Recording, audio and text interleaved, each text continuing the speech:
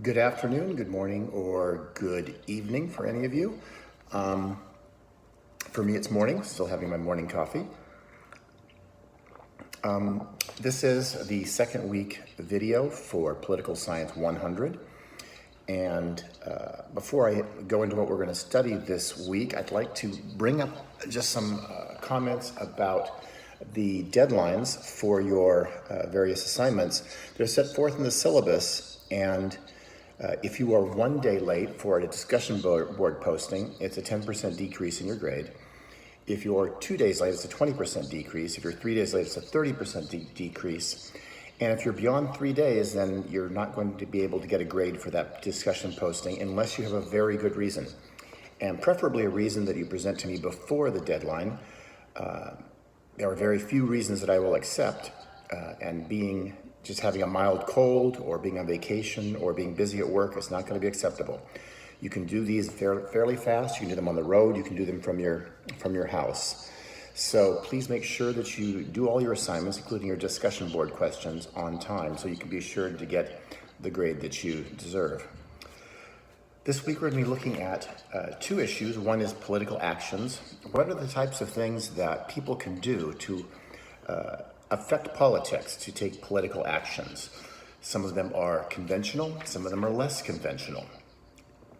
So some of the things that can happen with conventional methods of political action is you can vote. That's one of the most common ways that people express their political views and opinions. In some places, voting is not particularly effective. There may be only one name on the ballot, or you may not have any real free elections at all. But in countries that have free elections, voting is one of the most important ways that you can exercise your political actions. Another way you can do it is by influencing other people. If you can get someone else to vote the way that you would want them to do, that is political action as well. You can persuade your friends, your family, your coworkers to vote the way that you want to by using persuasion. There are other methods of political participation. You can send letters and telephone calls and communications to your legislators or to the executives. In many places, that can be a very effective way of influencing political views and actions, particularly in places where either at the primary level or at the general election level, the elections are close. People who take the time to send in letters or communicate with their legislators are highly likely to not only be willing to vote, but also to be able to influence other people to vote in ways that they want them to do so. Other methods would be protests, particularly common in places like France, where they like to have protests, non-violent or violent protests. When you move into the more violent protests, you come into the more unconventional methods of influencing politics.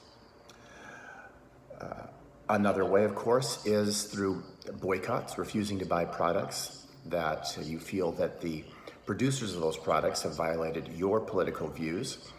And this happens rather commonly in places like the United States and Canada, less so in other countries. And finally, of course, there is the possibility of terrorism. Terrorism is violence, often random violence, that is meant to influence political actions within a country. Obviously, this is very unconventional. In addition to working by oneself, oftentimes groups get together to form, people get together to form groups that will push forward an agenda, and they will organize themselves in groups such as the NRA, the National Rifle Association, which concentrates on Second Amendment gun rights in the United States. Or they may be groups such as the AARP, the American Association of Retired Persons, that concentrates on issues for the elderly, not just the elderly, but senior citizens, people over the age of 50, including things such as Social Security. So these groups get together and try and organize their efforts so that they can affect politics.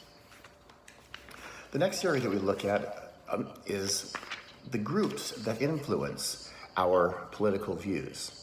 We're influenced by a lot of different people. One would be political parties. In the United States, whether you're Republican or Democrat or Libertarian, this will affect your opinion on a lot of different different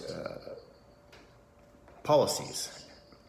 Also, your family has probably had a great deal of influence, sometimes directly. Many people will follow their parents and family in terms of their politics, and sometimes they will react against their parents and choose a different party simply because they're rebelling to some extent against their parents. Other groups that would influence our political views would be groups such as our religious organizations, pastors, and other such organizations. In addition, our friends influence us a great deal, our coworkers influence us a great deal, and of course, our teachers and educators, professors, and more particularly, especially some of our teachers in the younger years who are more impressionable. So this is what we're handling this week, week 2 in Political Science 100. And if you have any questions, please feel free to contact me at valfrid@yahoo.com. That's VALFRID @yahoo.com. Thanks.